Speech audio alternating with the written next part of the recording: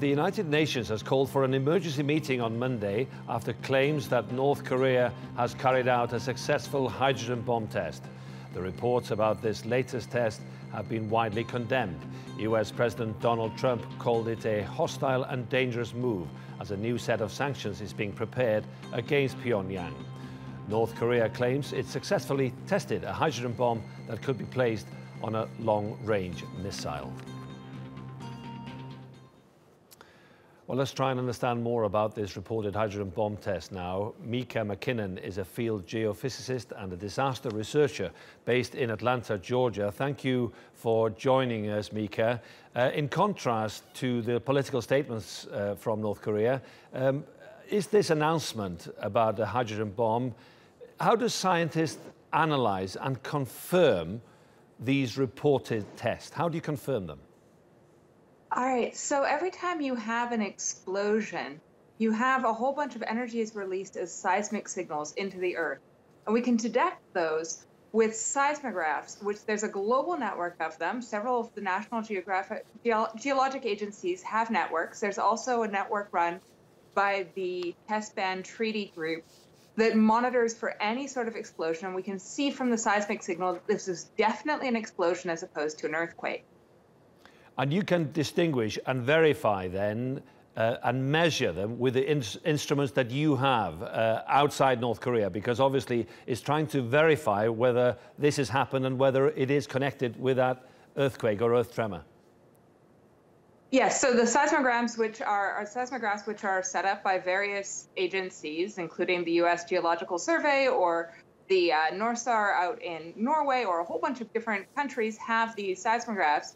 They measure both earthquakes and any other seismic signal. And the difference between an earthquake and a seismic signal is very, very, very clear.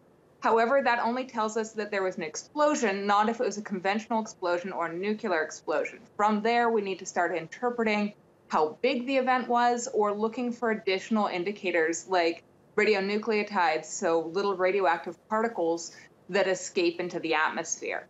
Because it's been reported, and of course this hasn't been verified yet, but it's been reported that this explosion test by the North Koreans was 10 times stronger than an test that they carried out, an explosion they carried out last September.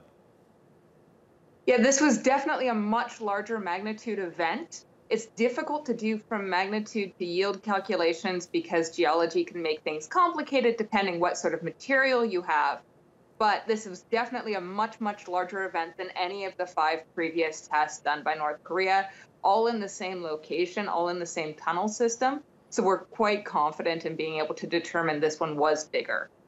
And there's no question, is there, that this is connected, this reported explosion is connected to an earthquake?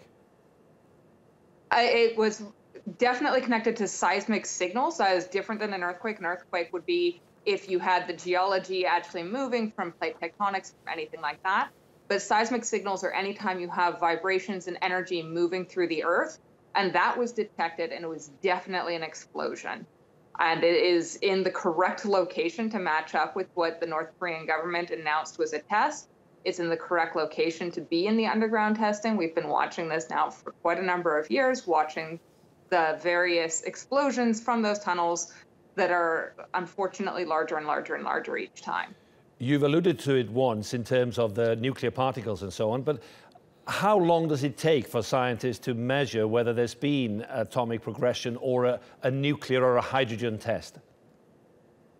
So it can be very complicated to tell if something is a conventional explosive or a nuclear explosion, because we're looking for these little teeny tiny radioactive particles, so radioisotopes, radionucleotides.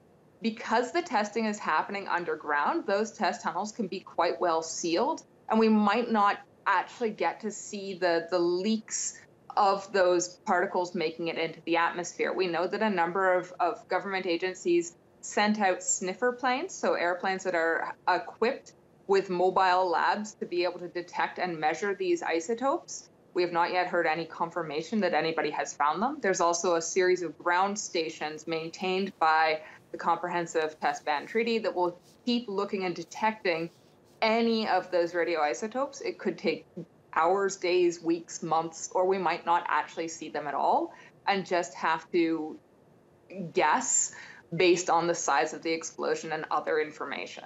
Well, thank you very much indeed for explaining all that to us. That's Mika McKinnon, a good scientific perspective there. She's a field geophysicist and a disaster researcher. Thank you very much indeed.